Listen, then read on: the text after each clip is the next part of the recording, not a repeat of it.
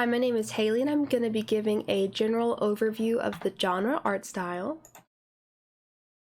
The genre art style began in the High Renaissance era, and it was in mostly Northern Europe.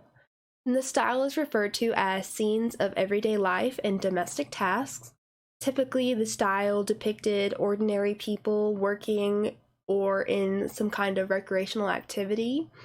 And the style was kind of the first style to elevate the humble, ordinary life. That was a subject that was ignored by most artists and art forms for a while there, and because most art would depict the more highly esteemed subjects, such as royal leaders or the first class, biblical scenes, or even mythology.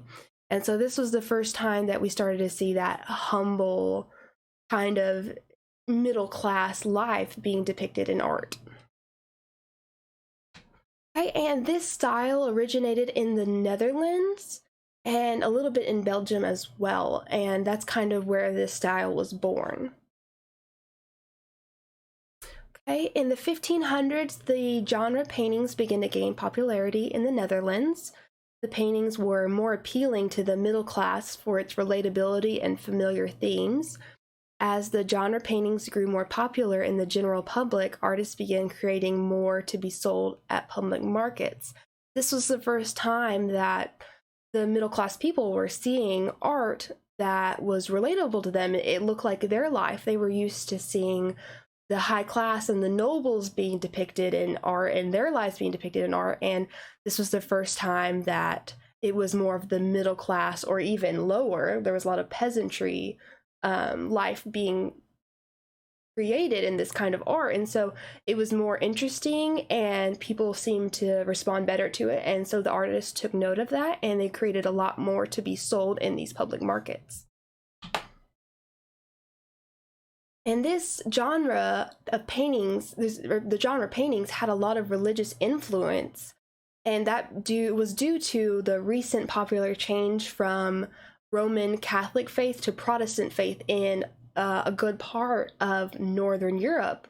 And the Protestants believed that humble peasant artwork was a better choice for decorating their homes, because that's kind of the opposite of what the Roman Catholics would do. They would try to get these really elaborate, ornate images and furniture and stuff. They would try to, really go all out for their houses. And the Protestants believed in having a more humble, down-to-earth, realistic attitudes. And so they were choosing this kind of art style for the first time because they were trying to be different from the Roman Catholics.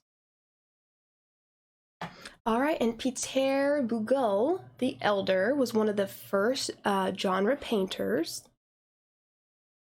And he was born in 1525 and died in 1569.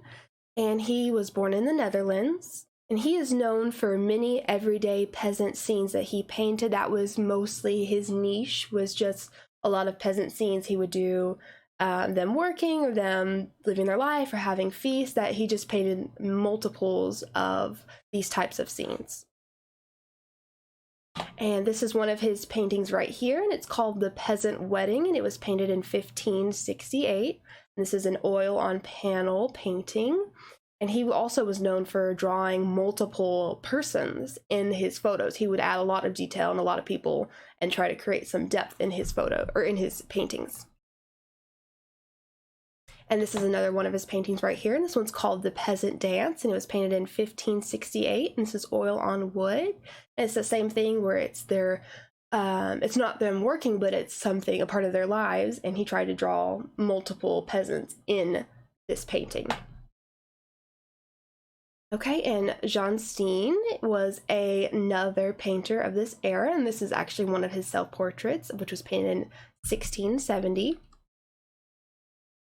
And he was a mid-century genre painter. He was born in 1526 and died in 1579. He was born in Holland, and he was one of the first painters to begin the trend of having a more complex painting in genre painting. And he had a really wide variety of genres. He would do kind of like a comical relief. He did a lot of religious paintings. and he would try to paint really deep introspective paintings to get his viewers to really think about a deeper meaning when they were looking at the paintings. Okay, and this is one of his paintings right here, and it's called The Feast of St. Nicholas, and it was painted approximately in 1665 to 1668, and this is an oil on canvas. And this was supposed to be a more comical painting, and it's depicting St. Nicholas. He's just come to visit the children and give them toys, and so they're supposed to be really joyous and having a really good time with their new treasures.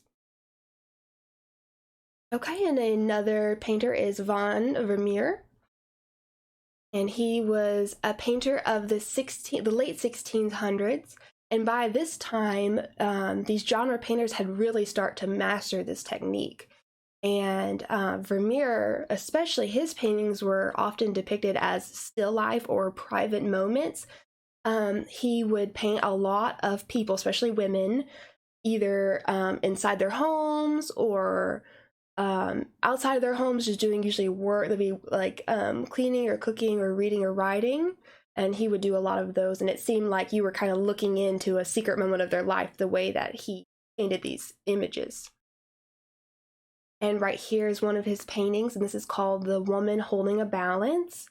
And this is an example of how he started to really master this technique. Is he used a window there on the left side as the main light source, and so he had to specifically paint this so that that window really looked like it was shining on her, and it creates a lot more depth and a lot more detail than some of these earlier genre paintings. And also in this painting in particular, they speculate that the meaning of her holding the balance is that she's weighing her unborn child's soul, whether he or she is going to have a good soul or bad soul or go to heaven or hell. And Vermeer and a lot of these late century painters had really started to develop the technique, and they were using light and shading to really create depth and more detail in their paintings. All right, and that is all I have for today. Thank you for listening.